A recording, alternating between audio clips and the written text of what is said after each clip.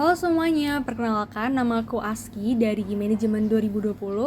Aku sebagai awardee dari Beasiswa Unggulan Kemendikbud 2021. Hey friends, are you ready? 3, 2, 1. Welcome back to my YouTube channel. Oke, beasiswa unggulan Kemendikbud itu apa sih teman-teman? Jadi dari yang setahu aku, beasiswa unggulan itu adalah beasiswa untuk uh, generasi-generasi unggulan Indonesia dari pemerintah atau dari Kementerian Pendidikan dan Budaya. Nah, di sini beasiswa unggulan itu ada 2 jenis teman-teman kalau di periode sekarang. Kalau di periode itu ada 3 jenis. Kalau sekarang ada 2, yaitu masyarakat berprestasi dan juga pegawai Kemendikbudristek itu sendiri. Kalau dari 2 jenis itu ya mungkin aku bakal jelasin sedikit aja. Aku agak ngerpek dikit nggak apa ya guys. Jadi setahu kalau masyarakat berprestasi itu beasiswa dalam negeri buat sarjana, magister, sama doktoral. Nah, beasiswa unggulan ini tuh bisa diikuti oleh calon mahasiswa yang udah punya surat terima di perguruan tinggi atau udah ada LOA-nya nih guys. Dan kuliahnya tuh minimal semester awal atau waktu belum masuk tapi udah diterima. Terus dan juga untuk maksimalnya itu semester 3 gitu. Nah, kalau pegawai Kemendikbudristek itu pastinya untuk beasiswa buat PNS yang ada di lingkungan Kementerian Pendidikan, Kebudayaan sama Riset, dan itu untuk beasiswa magister sama doktoral gitu. Kalau program tahun ini sama tahunku sebenarnya aku agak kurang tahu ya, tapi kurang lebih sebenarnya sama gitu. Mungkin aku bakal jelasin secara generalnya. Sebenarnya sama-sama pembiayaan pendidikan. Kalau untuk pembiayaan pendidikan ini itu nge-cover 3 hal, yaitu nge-cover dari biaya pendidikan itu sendiri atau UKT dari awal kita diterima beasiswa sampai kita menyelesaikan program studi kita.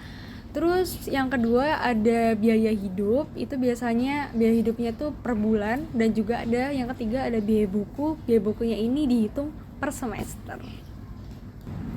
Oke, untuk cara-cara pendaftarannya seperti biasa pada umumnya. Jadi yang pertama pastinya kalian bisa juga cek di website yang ada di sini mungkin ya. Nah, kalau syarat-syaratnya ada pengumpulan esai. Kalau dari mahasiswa sarjana, karena aku sendiri sarjana, itu esainya sebanyak 1.500 kata tentang aku generasi unggul. Kalau yang tahun lalu itu aku generasi unggul di untuk tahun 2045. Nah, itu menjelaskan kira-kira kontribusi apa aja yang bakal kita lakuin ke depannya ketika kita habis selesai diterima di beasiswa ini, dan juga pencapaian-pencapaian kita untuk mencapai mimpi kita atau mencapai apa ya, untuk bisa meraih cita-cita kita gitu lah ya guys. Terus setelah itu persyaratan lainnya adalah IPK.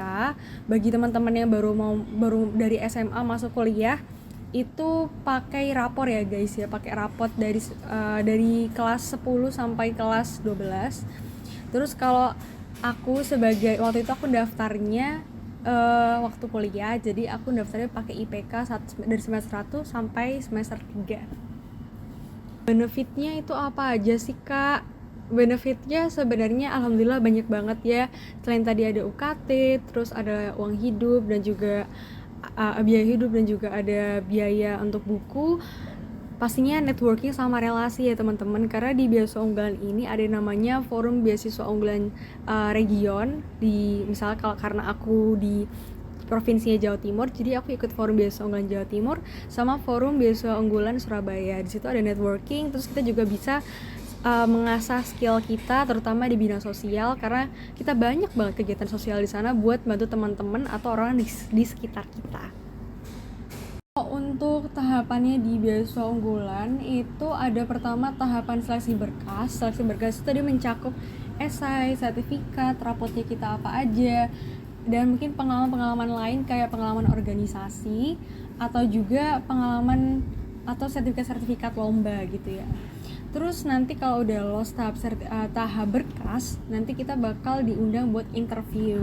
Nah, di interview ini kita menyiapkan beberapa hal, kayak misalnya nanti akan diminta berkas-berkas tertentu buat kita tunjukin waktu interview. Nanti ada beberapa pertanyaan ya tentang kebangsaan dan juga tentang kayak apa ya, wawasan-wawasan kita dan tujuan kita nanti setelah lulus dari kampus.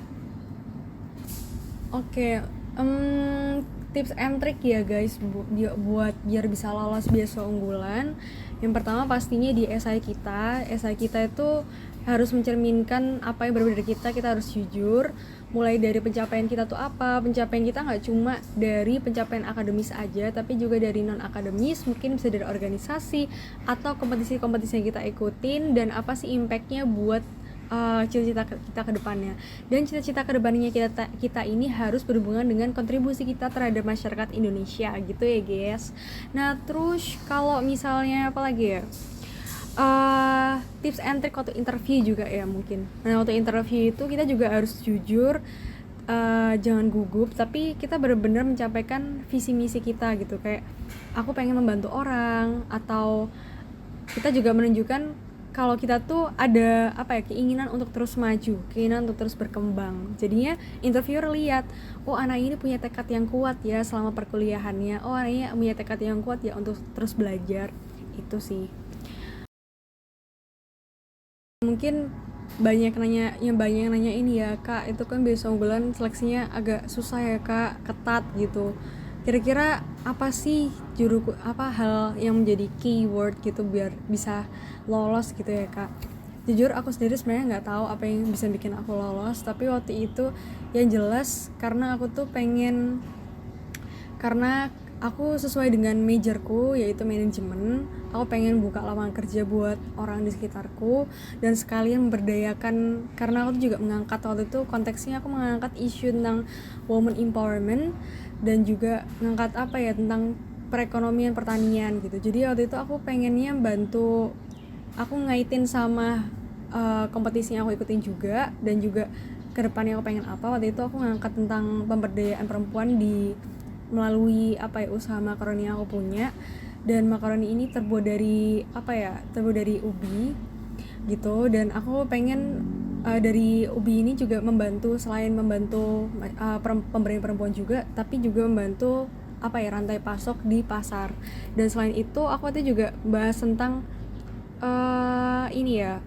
masyarakat disabilitas. Aku pengen punya startup yang bisa bantu atau mewadahi teman-teman disabilitas untuk lebih berkreasi lagi gitu. Waktu itu intinya kayak kita menyampaikan kontribusi sosial kita terhadap negara dan masyarakat gitu.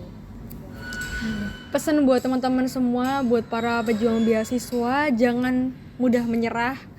Aku juga udah 2 kali ditolak beasiswa, alhamdulillah sampai akhirnya bisa dapat. Intinya kita jangan cuma mencoba satu beasiswa aja, tapi kita coba berbagi kemungkinan. Kita terus berjuang, kita harus terus bersemangat, imbangi usaha dengan doanya gitu. Semangat semuanya. Thank you for watching. Don't forget to subscribe, like, comment, and share.